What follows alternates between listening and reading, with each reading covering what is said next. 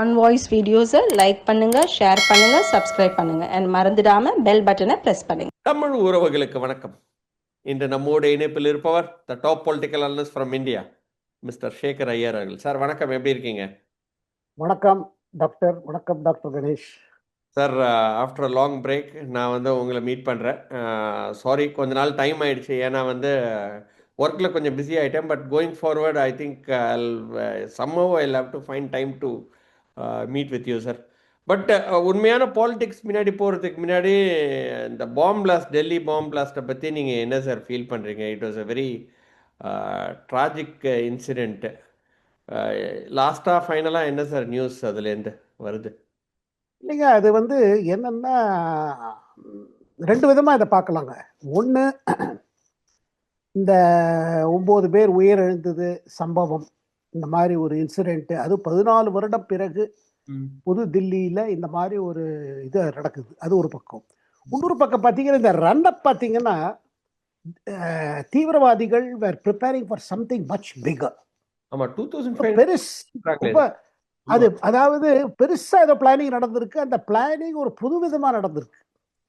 அது இவங்க கண்டுபிடிக்க ஆரம்பிச்சு. இதெல்லாம் எப்படி ஆரம்பிச்சதுன்னா பாருங்க, ஜெய்ஷ் இ முகமதுன்னு ஒரு டெரரிஸ்ட் ஆர்கனைசேஷன் இருக்குது. இத நம்ம ஆபரேஷன் சிந்தூர் நடந்த போது, அதாவது பஹல்காம்ல இந்தியன் டூரிஸ்ட தாக்கின பிறகு, அதுக்கு பிறகு ஆபரேஷன் சிந்தூர் நடக்குது. அதுல நம்ம இந்திய ராணுவ படைகள் ஜெய்ஷ் இ முகமதோட ஹெட் குவார்டர்ஸ், லஷ்கர் தய்பாவோட ஹெட் குவார்டர்ஸ், கேம்ப்ஸ் எல்லாம் பாம்பு பண்ணி எடுத்துட்டோம். அதுக்கு பிறகு ஜெய்ஷ் இ முகமதுக்கு சப்போர்ட்ல ஒரு போஸ்டர் வர ஆரம்பிச்சிச்சு. இப்ப ஸ்ரீநகர்ல சமீபத்தில் ஒரு 3 வாரம் முன்னாடி இந்த போஸ்டர் வந்த பிறகு உடனே நம்ம ஏஜென்சிஸ்ல இந்த போஸ்டர் போட்டது யாரு பாத்தீங்கன்னா ஒரு டாக்டர். ஒரு டாக்டர்கிட்ட போறாங்க. அந்த டாக்டர் சொல்றாரு, நான் ஒண்ணு கிடையாது, எனக்கு பணம் கொடுத்து இந்த போஸ்டர் அச்சடிக்கிறதுக்கு அவர் ஃபரிதாபாத்ல இருக்காரு, டெல்லி பக்கத்துல. அவர் இன்னொரு டாக்டர். அந்த டாக்டர்கிட்ட வர்றாங்க. அந்த டாக்டர்கிட்ட வந்த போது, என்ன எப்படி பணம் வாங்கினா வீட ரெய்டு பண்ணான்னா, வீட்டில் ஒரு 300 கிலோகிராம் உங்களுக்கு இந்த ammonium nitrate and other explosive materials கிடைக்குது. அவர் என்ன சொல்றாரு, நான் ஒன்றும் கிடையாது, இன்னொரு டாக்டர் இருக்காரு, அவர் தான் எல்லாரும். இன்னொரு டாக்டர் கிராமப்புறத்தில் இருக்காரு, அதே ஃபரிதாபாத்ல. அங்க போன உடனே அங்க உனக்கு 3000 kilograms, that is 3 tons of this kind of explosive materials. So something big was happening. இந்த சபை அரெஸ்ட் பண்ணி நடக்கிற நேரத்தில் 4வது டாக்டர் இந்த எப்படியா நம்ம மாட்டிக்க போறோம். ஏன்னா அவர் மாட்டிட்டாரு. ஓத்தரா டாக்டர் பேரை கொடுத்துட்டே இருக்காங்க. ஆனா எல்லாரும் டாக்டர், மருத்துவர்கள். நம்ம மாட்டிக்க போறோம் தெரிஞ்சுட்டு அவர் அந்த அந்த அந்த எக்ஸ்ப்ளோசிவ் மெட்டீரியல் எடுத்து கார்ல வச்சுட்டு இன்னும் 2 நபரோட டெல்லி வர்றாரு. டெல்லி இது எங்கேயாவது, ஏன்னா அவங்களுக்கு யார் கொடுத்துருக்காங்களோ, பணம் கொடுத்து இன்ஸ்ட்ரக்ஷன் கொடுத்துருக்காங்களோ, எங்கேயாவது வெடிச்சிருந்து, எங்க வெடிக்கிறது தெரியாம கார்ல போட்டுட்டு ஒரு i10 கார், ஹுண்டாய் i10 கார்ல அது போட்டு டெல்லிக்குள்ள நுழையிறாரு. காலையிலே நுழைஞ்சுடுறாரு 8-9 மணிக்கு. ஊரெல்லாம் சுத்துறாரு, எங்க வைக்கிறதுன்னு. அது கடைசியில் ரெட் ஃபோர்ட் பக்கத்தில் அங்கே சுனேரி மஸ்ஜித் இருக்கு. அந்த மஸ்ஜித்தில் அங்கே வண்டி பார்க் பண்ணிட்டு உள்ள தொழுதுட்டு திருப்பி காரில் உட்காடுறாரு. உட்காந்துட்டு ஒரு 6:15 ஒரு 6:50 போல வெளியில வராரு. ரெட் லைட் கிட்ட கார் வெடிச்சுடுது.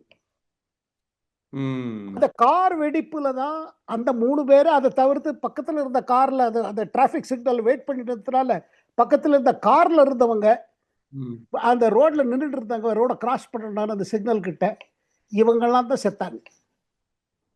ஆனா இந்த நபர் டாக்டர் இவர் வேற எங்கேயோ கொண்டு போய் பெருசா வெடிக்கணும். ஏன்னா இனிமே நம்ம மாட்டிட்டுருவோம். ஏன்னா இதுவரை 4 டாக்டர் மாட்டிட்டாரு, நம்மளே பிடிச்சிருவாங்க. அதுக்கு தொடர்ந்து பாத்தீங்கன்னா, தொடர்ந்து ரெய்டு ஹரியானா, அதாவது ஹரியானா, பஞ்சாப், உத்தரப்பிரதேஷ், ஜம்மு காஷ்மீர் ரெய்ட்ஸ்ல பாத்தீங்கன்னா, இதுல இன்னும் நிறைய இந்த மெட்டீரியல்ஸ் எல்லாம் பதுக்கி வச்சிருக்காங்க.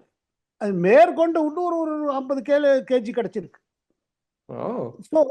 நான் முதல்ல சொன்ன மாதிரி இதை கண்டுபிடிக்க ஆரம்பிக்கலன்னு இது வேற எங்கேயாவது பெருசா வச்சிருப்பாங்க.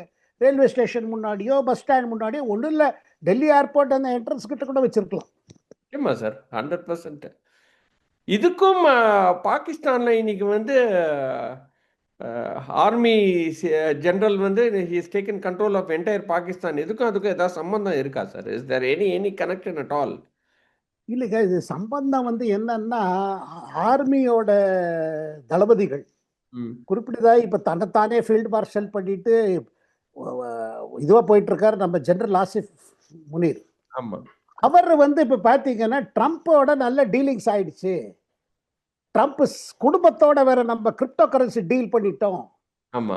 அப்புறம் பாகிஸ்தான்கிட்ட ஏதோ ரேரர்ஸ் இருக்கிறது, அதுக்கு அமெரிக்காவை உதவ போற மாதிரி எல்லாம் பண்ணிட்டோம். ஆனா நமக்கு அவங்க ஒரு கொடுத்த உதவி இருக்கு பாருங்க, ஆபரேஷன் சிந்தூர். இத பழி வாங்கணும். அது பழி வாங்குறதுக்கு என்ன ஏதாவது பண்ணி இந்தியா ப்ரொவோக் பண்ணலாம். ப்ரொவோக் பண்ணா இந்தியா திருப்பி பண்ணான்னா ட்ரம்ப் தடுத்துருவாரு. ம். அதுக்கு முன்னாடி நம்ம ஏதாவது பெருசா பண்ணிடலாம்.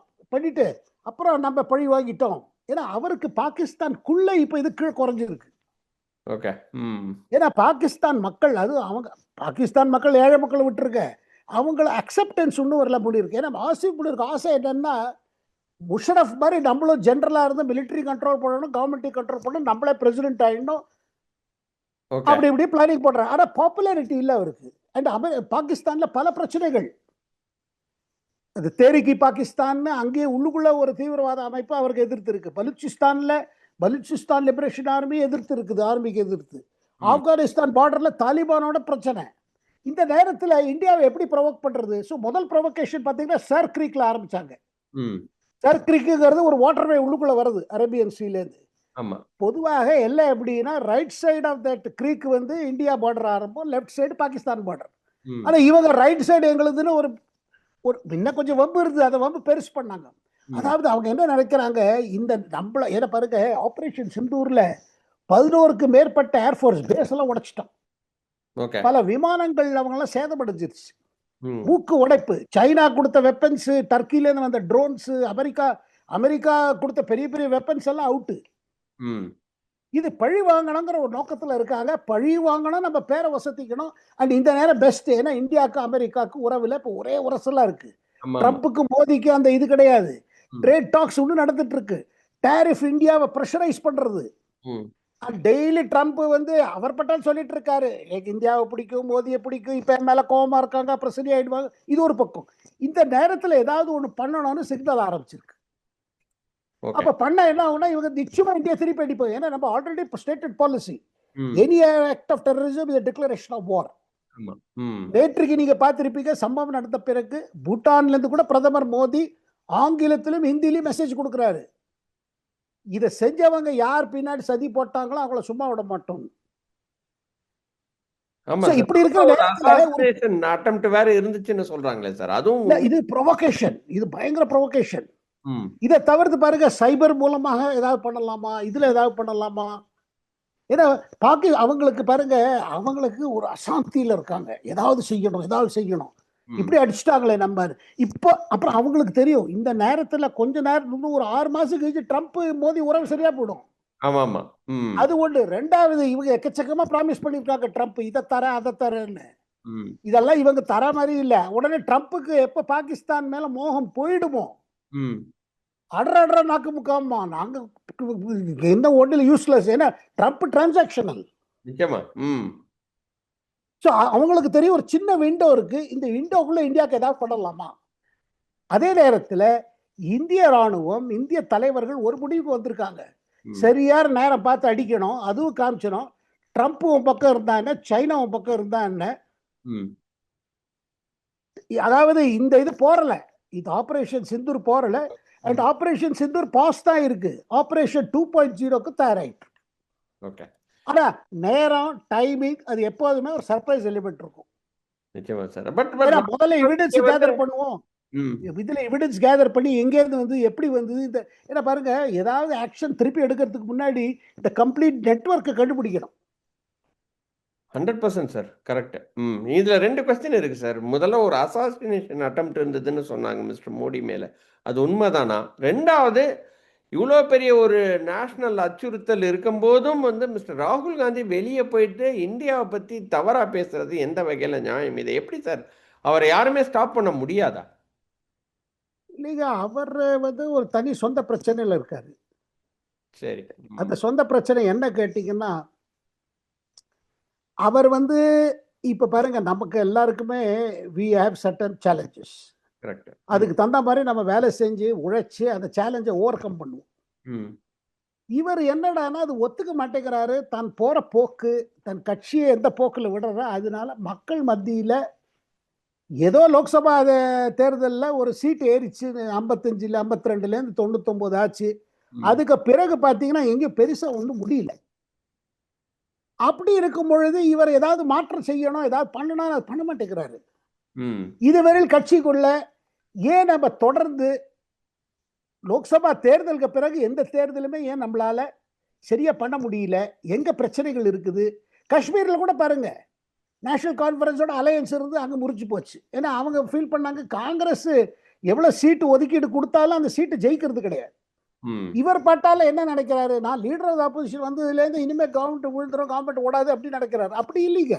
ம் இங்க மோடி தலைமையில் இருக்கிற பாஜகவோ, மோடி தலைமையில் அரசுக்கு எதிர்த்து நீங்க செயல்படணும்னா உங்களுக்கு நிறைய விஷயங்கள், அதாவது எங்க கவர்மெண்ட்டை எதிர்க்கணும், எங்க நாட்டோட ஒத்துழைக்கணும், நாட்டுக்குன்னு ஒரு இன்ட்ரெஸ்ட் அதுல எப்படி கை கொடுக்கணும், அது அவர் கத்துக்கவே இல்லை. ஓகே. அதனால தொடர்ந்து அவர் என்ன நினைக்கிறாரு, இவருக்கு இது சொந்த புத்தி வேலை செய்யல, இதுல யாரோ சொல்லி கொடுக்குறாங்க. அந்த சொல்லி கொடுக்குற அவங்க பேரும் இந்திய அரசியல அவளை புரிஞ்சவங்க இல்லை, young boys and girls. Okay. எல்லாம் வெளியில படிச்சுட்டு வந்திருக்காங்க, நல்ல பணக்கார வீட்டு குடும்பங்கள், ஆனா எழுமை பத்தி பேசுறவங்க. ம் ஓகே. எழுமை is a topic of good academic discussion from Right. people from very far off background. நம்ம நாட்டுல போல இல்ல, அந்த மாதிரி வெளிநாட்டுல படிச்சவங்க எல்லாம் வந்து இவருக்கு அட்வைஸ் கொடுக்குறாங்க, இதை கலப்பி விடு, அதை கலப்பி விடு, எல்லாத்தையும் பாருங்க. அவரோட பெரிய கவலை என்னன்னா, நேபாளில் வந்து இந்த மாதிரி இளைஞர்கள் கிளம்பினாங்களே ஜென்சி, இந்தியாவிலேயே கிளம்ப மாட்டேங்கிறாங்க. இலங்கையில இந்த மாதிரி ஒரு பிரச்சனை வந்த போது ராஜபக்ஷ எதிர்த்து ஒன்று கிளம்பிச்சே, இங்கேயே கிளம்ப மாட்டேங்குது.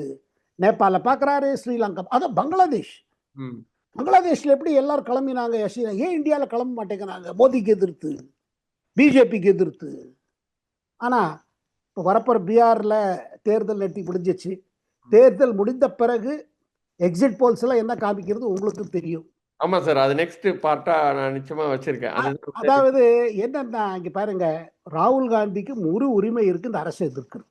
ஆமா. ம் ஆனா அதே நேரத்துல எதிர்ப்பு, அதாவது நீங்க உங்களை ஆல்டர்னேட்டிவ் பில்டப் பண்ணும்போது மோடி எப்படி, அரசு எப்படி, நான் என்னன்னு காமிக்கணும். ம் அந்த நாயனை காமிக்கும் போது ரெஸ்பான்சிபிலிட்டியோட நீங்க ஃபங்க்ஷன் பண்ணணும். Leader of opposition, Vajpayee leader of ஆப்போசிஷனா இருந்திருக்காரு, அத்வானி லீடர் ஆஃப் ஆப்போசிஷனா இருந்திருக்காரு. அவங்க செயல்முறை எப்படி? பிஜேபியோட பவர்ஃபுல் எதிர்கட்சி இருந்ததே கிடையாது இந்தியா வரலாறுல. ம் வெரி பவர்ஃபுல் தனி கட்சியா, அவங்க எதிர்கட்சி பாலிடிக்ஸ்ல இருந்து ஆளுங்கட்சி ஆயிருக்காங்க. ம் இவர் ஆளுங்கட்சியிலேயே இருந்து அந்த சுகத்துல மிதந்து இப்போ ஒரு எதிர்கட்சி பண்ணும் பொழுது அதே சுகத்துல இருக்காரு. நினைச்சு போற வெளில போறாரு, திருப்பி பின்லாந்து போறாரு. இப்ப பாருங்க, இவ்வளவு பிஆர் தேர்தல் அறிவிச்ச பிறகு கொலம்பியா போயிட்டு வந்தாரு, சவுத் அமெரிக்கா.